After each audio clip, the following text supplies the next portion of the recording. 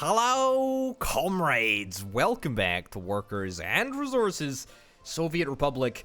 My name, of course, is Open Potato. What is this?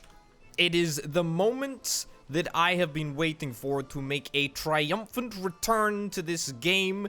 This is the update video where I'm going to showcase all of the brand new changes that have just been dropped on the test branch. You can play them right now if indeed you want to update your game to the test branch, and I'm just gonna walk through all of the stuff that has happened here. Oh boy, oh boy, oh boy. I'm actually super duper excited, and it's gonna be great. It's gonna be great. The changes are fantastic. I really, really like them. Let's chat about them right now. Before we get started, however, I should say that I will be starting a brand new Workers and Resources Soviet Republic series on the channel tomorrow, so make sure that you're subscribed and you've got your notifications on so that you can catch that as soon as it drops. Now, without further ado, let's talk about the big thing, which is in front of us. That's right, it's planes. It's freaking planes. We've been expecting this for a while. The list of airplanes has been up here for a significantly long period of time. But now we've got a whole bunch of them. So I've built and bought every single airplane that we can currently get our hands on. They're all over here. There's a bunch of different sizes. There's actually a bunch of different sized pads. Or airplane parking, as they're referred to. You can access all of this through the airplane interface. As you can see, we got what is that? A 30 meter, a 40 meter, a 50 meter, and then the biggest one is a 75 meter, which is where I've parked all of these planes.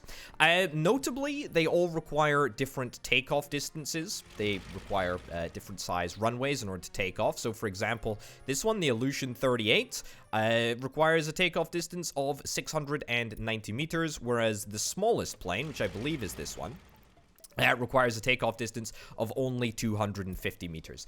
The biggest, most expensive plane is this one, the Tupolev 144, which was sort of the Soviet equivalent to Concorde. Flies the fastest and does indeed have the longest takeoff distance as well. Now, interestingly, I do indeed believe that every single aircraft can be configured to either transport passengers or transport cargo.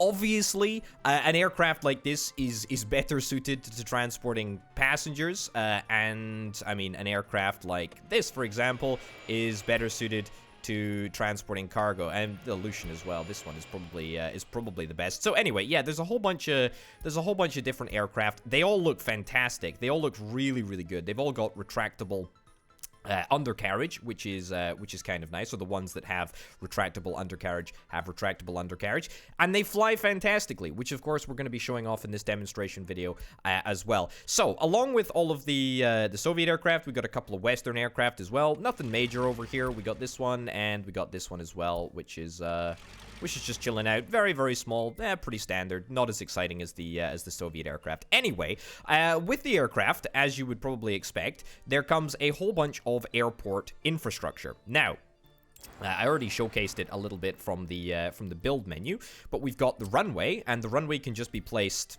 however long you'd like it to be. And in fact, looks like they can even intersect. There you go, just that simple.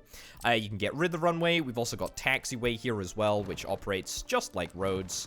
And if I unpause, you can see that it'll get built. Now, of course, you can use construction offices to build these runways, but you know, I'm just using cash at the moment. I've got unlimited cash here. Right, let's talk about proper infrastructure. So, couple of buildings here that are worth chatting about. We've got the airport terminal. We've got the cargo terminal. We've got the control tower, and then we also have, I haven't placed one down yet, but we have a airport road connection. Now, the airport road connection is what you will do to allow your construction vehicles to get onto the airport.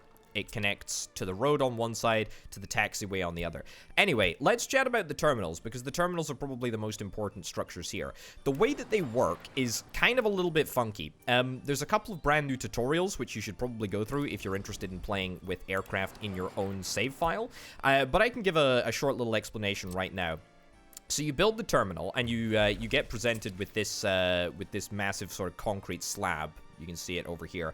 That's the base. What you have to do is you have to grab the parking slots, and then you have to kind of slot it onto the existing existing grid that you get. So we can, for example, build a couple of different parking places across the front here, and that will constitute the sort of gates where the planes are able to chill out. Without these gates added on to the terminals, you will not be able to operate.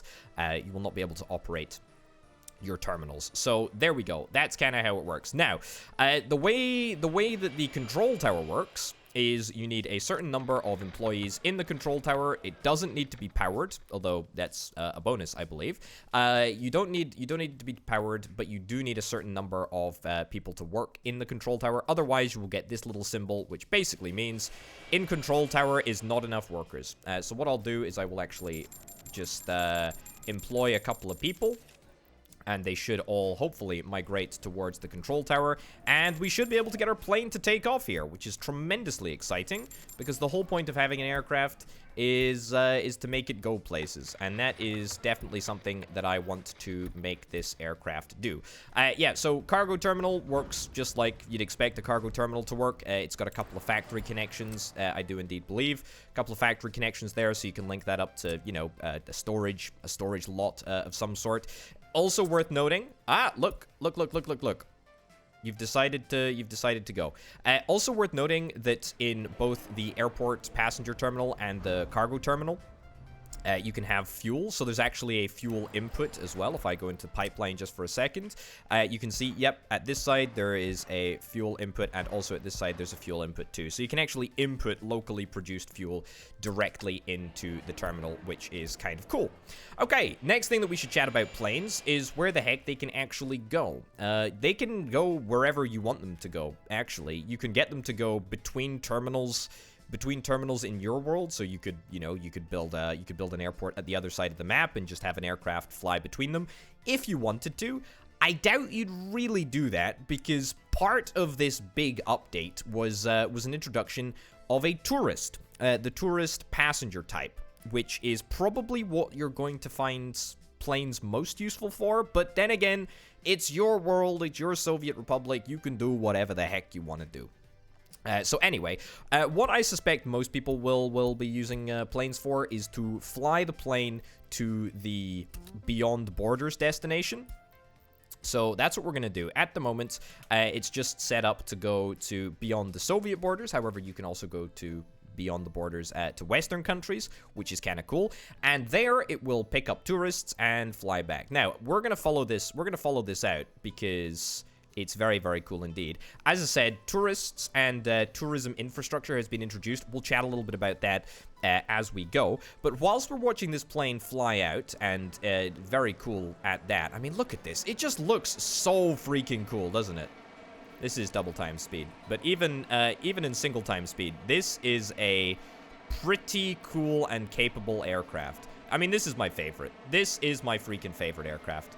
Look at that. Look at that. The nose even goes up. The nose goes up. The undercarriage retracts into the body.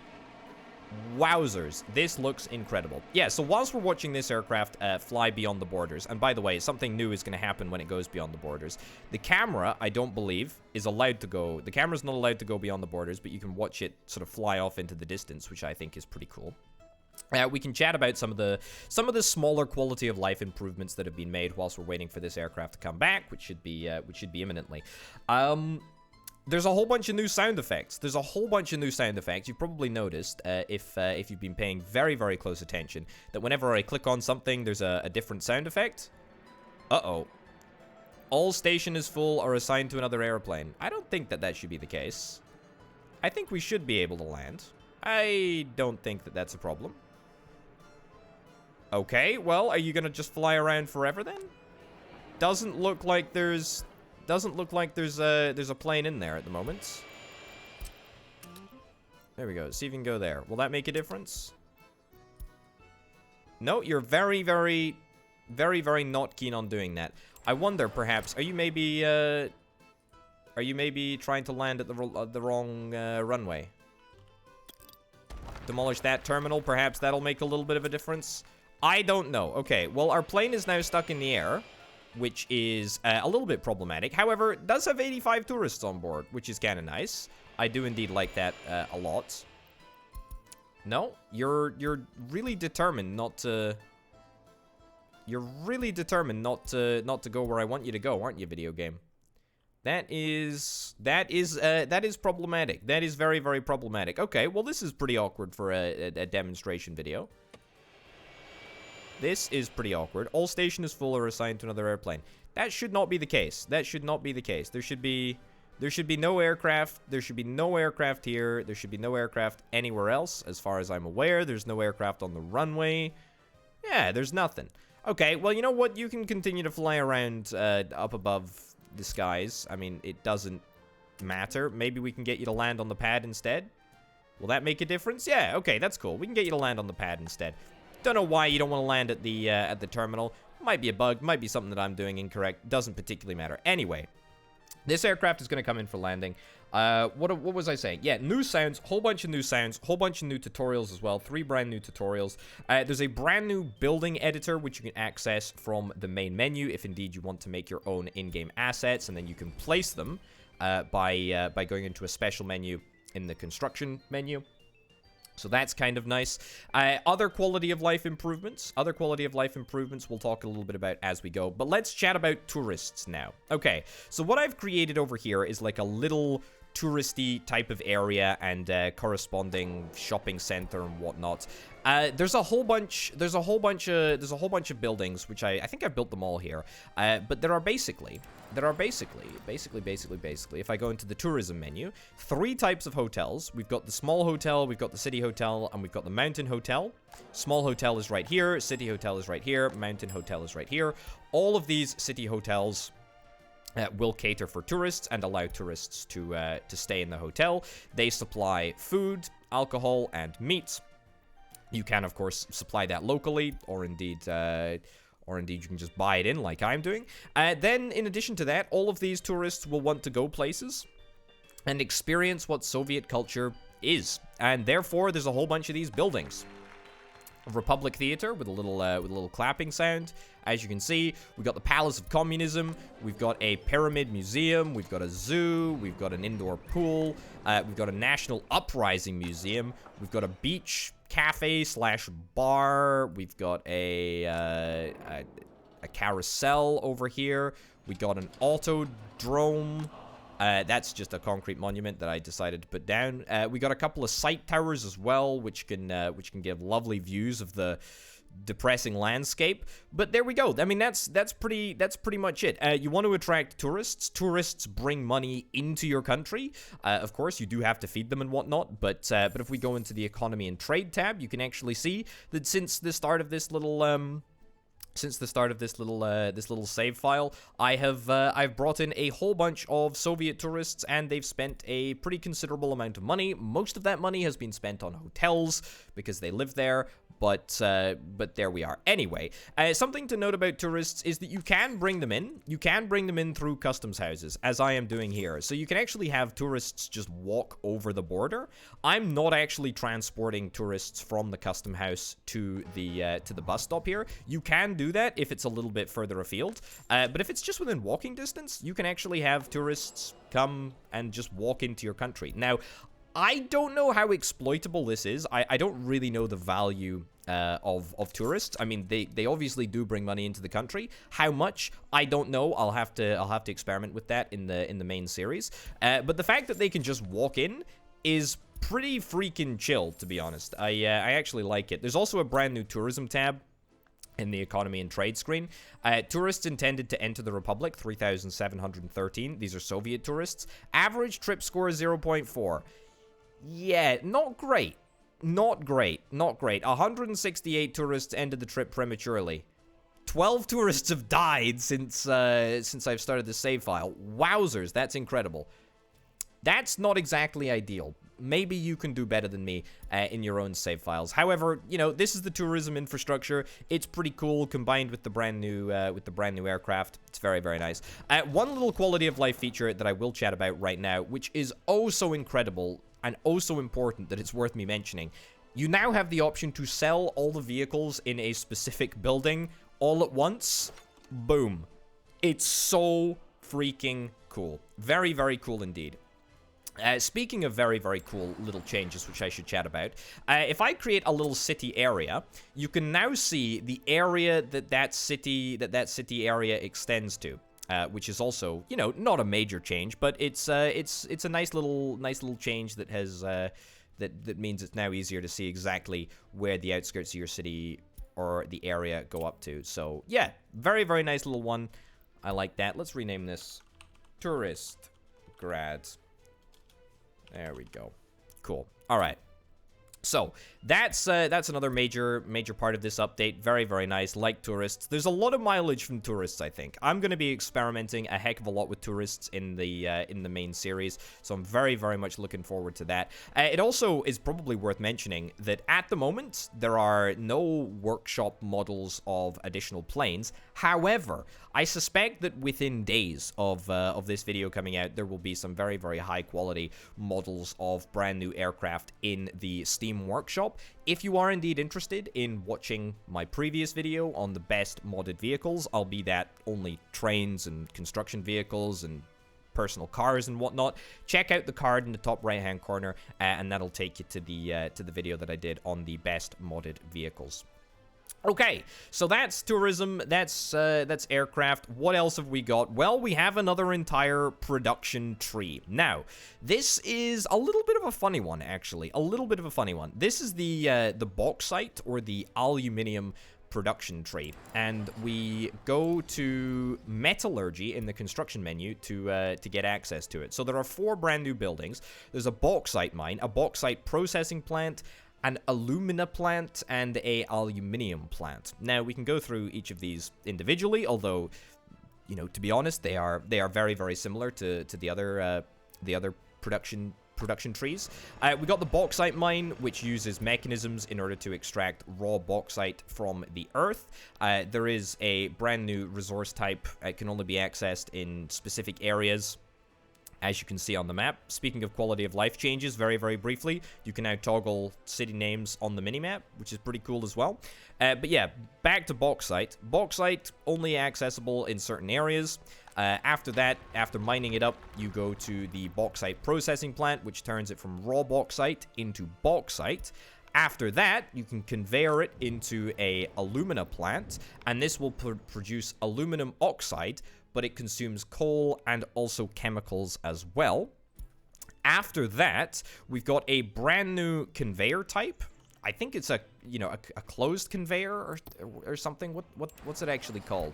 It's in the conveyor tab. Dry bulk conveyor connection, and also a dry bulk conveyor engine as well. And then in addition to that, you've also got these dry bulk storage units, and this can store cement and aluminium oxide as well. So that's pretty cool. So after that, the dry bulk storage, I've just put this into highlight. You can obviously now use the dry bulk loading / unloading zones for both rail and road to load up your dry bulk onto vehicles and ship it somewhere else. Perhaps if you're interested in doing that for the last stage of the process. The last stage of the process is done at this big aluminium plant, where you can make aluminium from aluminium oxide, chemicals, and power. There's actually a high voltage power connection over here, which I should briefly touch on. It's very, very similar to steel manufacturing. I mean, it just is. It's very, very similar. The kind of crazy thing about aluminium to me is that it's not actually used for anything really that important. Certainly not in the early game. Towards the late game it is. We're about to chat about it, but there's not really much, unless I'm missing something unbelievably obvious. There's nothing that really can be done with aluminium. However, there is, of course, you know, the opportunity for modders to use it. Anyway, the only use that aluminium has at this present moment is in airplane construction. So that's what you do. If we have a little look here, we can purchase a blueprint. We need to add a parking area first. Okay, well that's embarrassing. Should have seen that one coming. Parking areas for airplane assembly is added in much the same way that it is added in the case of building a terminal. So we plop that down like so. Wonderful. And now we can buy a blueprint. Sure, let's buy a blueprint for a Concorde equivalent. Let's set the blueprint.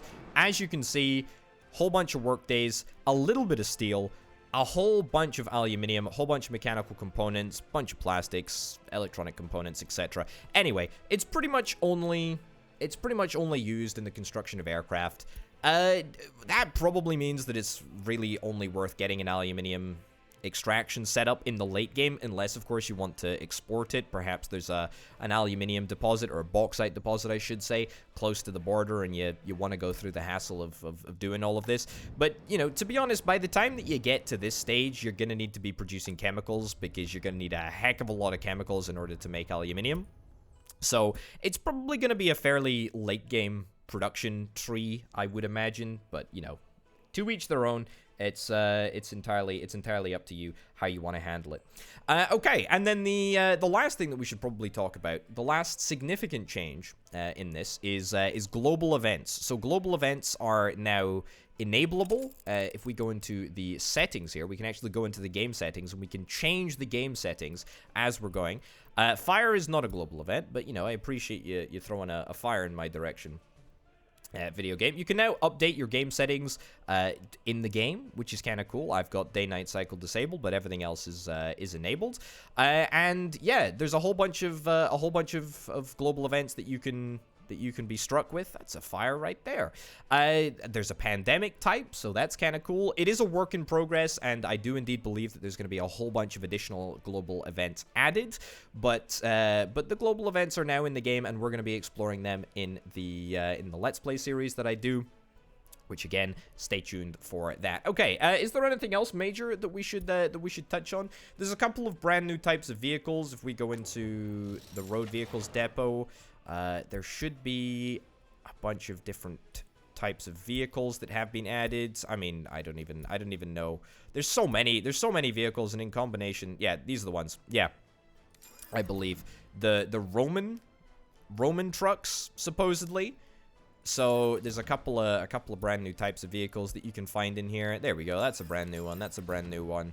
Yeah, there's a whole bunch of these. A whole bunch of these. A wood crane variant as well. Yeah, whole bunch of vehicles, whole bunch of quality of life updates. To be honest, there are too many quality of life updates to really touch upon, but I think that I've covered the major ones. Of course, there was a significant update a while ago that added all of the heating related mechanics. That building burnt down, darn it.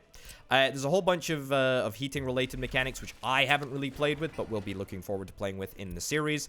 But I don't believe that the heating system has really been tweaked altogether too much in this update. It's mostly to do with the brand new airplane and tourism mechanics. What are you most excited for? What are you most excited for? Do let me know in the comments down below. I am very, very excited for this update on the whole, mostly because of airplanes. I'm really looking forward to having routes all around my my republic, and I can't wait to transport people and things ludicrously long distances in a flippin' Soviet Concorde. I mean, I'm massively excited about that. That is for me the most intriguing and interesting bit of this update. But yeah, honestly, love it. Really keen to see what the heck happens next. I of course will be playing through the game, so I'm very excited to see what the global events do. I hope that you will enjoy watching the series on the channel. Subscribe if you're not already for all of that good stuff. Thanks as ever to all of the fantastic support over on the Patreon page, patreon.com/shopwithpotato. Thanks to Aurelio, Banana, and C-Senpai for being the 3 $25+ plus tier patrons. Thank you very much for watching, folks. I'll see you next time.